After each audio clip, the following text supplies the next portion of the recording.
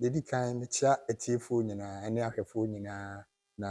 nkɔmɔ kakra na mpɛ sɛ me ne yɛn nyinaa yɛtwitwi fa Asante Akyem Central ho. Na ne nyinaa yɛ festival bi a Nyankopɔn adom afi atwa mu yɛfiti aseɛ. Na mepɛ sɛ mɛka ho asɛm kakra ama etiefoɔ ehu ɛkwan a ɛfa so a festival a ɛnɛ yi yɛfrɛ no Aka Festa. Yɛyɛ no last year. This year nso yɛbɛpɛ sɛ yɛbɛsan ayɛ no. Yɛakyerɛ n'ani so ade mu ne deɛ kɔfa baeɛ. Matena Asante Akyem Central akyɛ yie ayɛ adwuma wɔ municipal assembly ha so many years. Mayɛ assembly member, mayɛ presiding member, ɛna Nyankopɔn adaroma maba abɛyɛ MC. Nti yɛka Asante Akyem Central ha asɛm a menim hɔ abakwasɛm. Emu ara nso na mefiri a menim nneɛma a akɔ so mfie bebree atwam. Meyɛ presiding member no nyinaa no na me w'ani so ade hunu bi sɛ ɛsɛ sɛ Asante Akyem Central etimi nya afahyɛ bi a yɛbɛyɛ a ɛbɛ bring all the people na Asante Akyem Central together. Na deɛ ɛma saa ani so ade hunu no baa me tirim nie. Na mmerɛ bi atwam nkurɔfoɔ bi frɛ Asante Akyem Central ha Bogus Town. Ne nyinaa ne sɛ Asante Akyemfoɔ yɛ nkurɔfoɔ a mutu kwan paa. Nkanka kɔnɔn ne Odumase ne Dua Ase Praso ne Petrensa Nyabo ne nkuro no a aka no. Ɔmutu kwan paa. Na ne ɛwɔ mu nie. Eduru August a sama no akwantufoɔ no dodoɔ na ba na ɛma ha yɛ busy paa. Ayɛ no tɔn ade a yɛtɔ yɛmo yɛ program a na yɛ common at that time na ɔmo yɛ paa yɛ Miss Asante Akyem. Nti ɛma etitiri ne ani ntini ade a na ɔmo de ɛba akwantufoɔ a ɔmo atena yɛn nkyɛn ɔmo atu kwan akɔ ɔmo nyinaa ba ɛma ɔmo yɛ ma ne yɛ fɛ. But after some time no saa Bogus night no ne ade no kɔ fam. Yɛyɛ nuanom ba koraa ne yɛn nti ɔmo nka activity a na ɔmo yɛ to bring the people together ne nyinaa afei na yɛn ho bi. Nti ɛma me yɛ madwen sɛ that same August a na akwantufoɔ ne ba ɛma yɛnya anigye ne ahokeka bring it together no we need to think of something. Ti me ne me team a na yɛnam that time. Sɛ me nua Kwasi Anane, me nua Kwaku Debra, me nua Ɔheme ɔmo wɔ Asante Akyem that time deɛ yɛfrɛ confused for because we were together and we went through so many nneɛma in our political terrain. But this was the mission and so ade hunu no say na etie. Nti me nua baako a yɛfrɛ no farmer Kofi ɔwɔ ahene. Na ɔno nso ɔne me di nkɔmmɔ paa. Ɛno nti Kofi ɔwɔ ahene no nso as time goes on no ɔba me nkyɛn na ya me ne ne di nkɔmmɔ na ɔno nso bɛka sɛ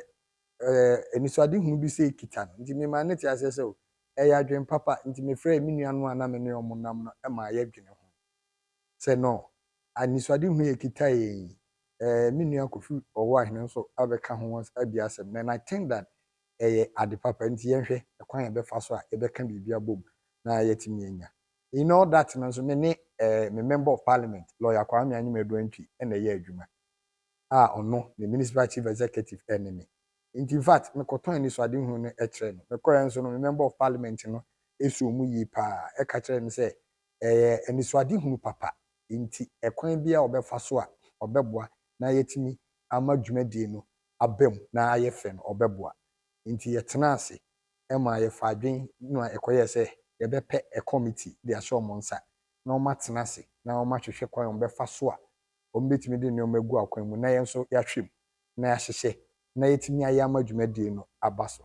Yankopɔn kyɛ adeɛ 2023 ɛnam sɛ ɛyɛ festival ne yɛpɛ sɛ yɛka nipa ɛwɔ Asante Akyem nyinaa ebom na afei nso difficulties confront Asante Akyem Central no ɛwɔ at the back of our mind say if you are able to organize it so well na yɛ yi a ebetumi aboa yɛn ama yɛyi saa challenges ne bi afiri hɔ nti no yɛde hyɛ committee ne nsa ɛma ɔmo hyehyɛ nti ɛkɔbaa sɛ na ɛsɛ sɛ yɛhyia the various stakeholders a ɔmo Asante Akyem Central na ɔmo nso yɛtumi tɔn anisoade hunu no ɛde ma ɔmo nti yɛhyia nananom a sɛbisɛbi ɔmo nti na ɛwɔ baabi ti ɛdan anisoade hunu yi ɛde kyerɛ nananom. In fact ɔmo ba meeting a yɛne ɔmo hyia wɔ assembly ha municipal assembly ha the office say yeah they anisoade hunu no to ɔmo anim no they were all happy and they told us say ɔmo nso be di akyi aboa na kwan bi a yɛpɛ sɛ yɛfa so ɛma festival no ɛtumi ba so no ɔmo aboa yɛn nti ɔmo nso ɛde ahokeka sonko ɛhyɛ mu ebere bi a yɛhia ɔmo efutuo bi a na yɛhwɛ ɔmo no yɛkɔ ɔmo n'ase a na ɔmo de ma yɛ kama. Ɛno akyi ɛnam sɛ ɔba ha ɛnyɛ one political party na yɛwɔ nti no yɛfrɛ all other political parties including the NPP and the NDC and the other political parties for no leadership na ne ɔmo behyia say this is what we want to do for the people of Asante Achem Central nti obiara mmɔden sɛ ɔde ne ho ɛbɛhyɛ mu yɛ engage the various groups a yɛwɔ ɔmo wɔ ha ɛne ɔmo nyinaa nso didi nkɔmmɔ ɛkyerɛ ɔmo yɛhia sɛ ɔmo nyinaa nso de ɔmo ho bɛhyɛ mu na aboama festival yɛpɛ sɛ yɛyɛ no ɛtumi aba so Nyankopɔn nkyɛ adeɛ ɛnam sɛ yɛ consult saafo nyinaa ne asɔfo nso hyiaeɛ enuanom Muslim mpanimfo hyiaeɛ sɛ the medical can involve all the stakeholders in it. Yankopon yɛ adom ma 2023 aka first yɛtumi yɛ a the various activities are na ɛwom it is they starting with bonfire night yeah health walk and health screening marathon gospel rock show food bazaar trade fair for the days. I feel so we gave a time for creative arts. Yenuanom omuso wo ye mu a Yankopon acheche om talents e wo mu no ye mom platform mom so ebe performing alongside with the trade fair.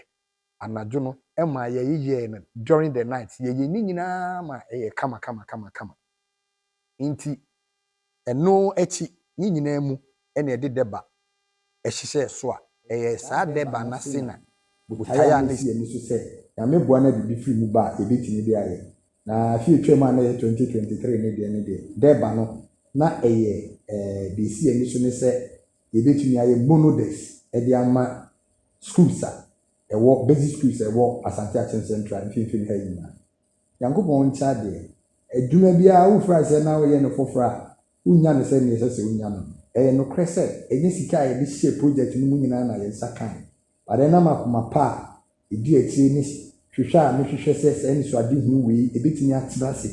na edi mu nti no pledges a eba a emu kakra no yɛbɔ modern sɛ enam sɛ na yɛahyɛ bɔ ne yɛpɛ nipa hu sɛ butaye esi ani so ebetimi aboa ya na yɛ problems kakra ɛwɔ ha fi hu yɛ dual desk yɛ mako 500 na sɛ baako bia kwala mienu na bebi so ebe 7 kwala 1000 every point in time nti nyame yɛ ade ɛboa yɛ ɛma yɛtumi yɛ deba no a yɛfiri mu ba yɛde yɛ ɛno akyi na yɛyɛ awards night dinner and awards night because yɛhunu ne sɛ yɛwɔ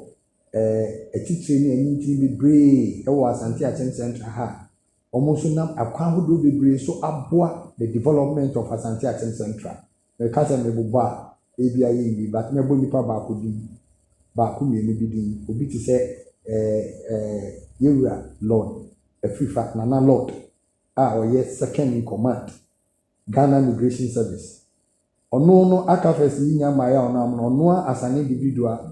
person no the foundation ɔne ne nuanom ne consultations a ɔyɛ with other people has been able to give almost all the basic tools within Odumase a computer laboratory and kwala no kɔ ɔkɔhyia bi such characters no ehu ne sɛ ɛsɛ sɛ ɛbɔ ɔmo aba so because ɛnyɛma papa ɛna ɔmo yɛ Kwenya no there was another military man ɔno nso wɔ tete bi ase ɔno nso ayɛ computer laboratory bi amafo ɛne afoforo akeka a ne ntumi mu bɔ mu nyinaa bi saa nkɔfo nyinaa yɛ consult ɔmo na ɔba Asante Achem Central ha egidi sɛ nkropɔn ahodoɔ a ɛwɔ mu wɔ ha no ɔmo nyinaa overlord ɛne Nana Dasebrɛ Otuo Srebo enti yɛbobɔ ne nyinaa akyi no ɔno nso yɛkɔ ne nase ɛde kɔtoo Dasebrɛ ni Dasebrɛ gye ɛfɛw so ɛka kyerɛ sɛ ɔbɛta akyiri aboa amanamba ɛda no wantumi ama but otu egya ase hene ɛma no bɛtena mu ɛma yɛkɔ Nana Dɔme Abraman hene kɔ Nana na tutu ne nan ɛma ɔno nso ba last year aka first no na kyerɛ sɛ wohwɛ program no a sɛdeɛ mpanimfoɔ ne atitire ne ani ntimi agye tum hwehwɛ sɛ ɔmbɛboa amara yɛ no abɛgyina aba abɛtena ase na kyerɛ sɛ ɛsɛ sɛ afei nso yɛtumi ɛsan to aso yɛwɔ nipa pii a yɛabobɔ ɔmo amanneɛ afei twa mu a dwumadie bi ɔmo antumi amba a ɔmo nyinaa yɛ industrial people a ɔmo firi Asante Achem Central nyame apagya ɔmo ama ɔmo apagya wɔ aban mu ɛne nnwuma ahodoɔ so ɛwɔ Ghana ha obi te sɛ deputy electoral commissioner ne kan yewura Bosman Asare firi Asante Achem Central ha ɔmo yɛ kɔbɔ nama so yɛwɔ director general ofiri Asante Achem a yɛnua Eric Nkansa ɛne nɛte ɛtena akɔnɔbɔ ha ya lawyer penny a ono kra wa be director of law school lawyer Opoku Agyeman omo nyina ba last year eba be tie echi ehwehwe say di media report. If you have these prominent people from this municipality na ye dwuma di say no moteja na say dodo na agye atumu a ye nyina ye say ye hwehwe na ya ebetumi aboaye enu nti na ye bo modern say afi we nso ye beye na me no kasa ni di samate ho dawo ebebre na say the various activities are ye na last year no ye be san ye nyina ye san introduce for fraud ya be kan so last year dia ye ya na quiz enim this time no ye pese ye quiz ema basic schools no na the best performing schools no ye chom ade enenia etetisa enti that is about Akafest. Now I know say a few way 2024 Akafest na ebe kese ache the 2023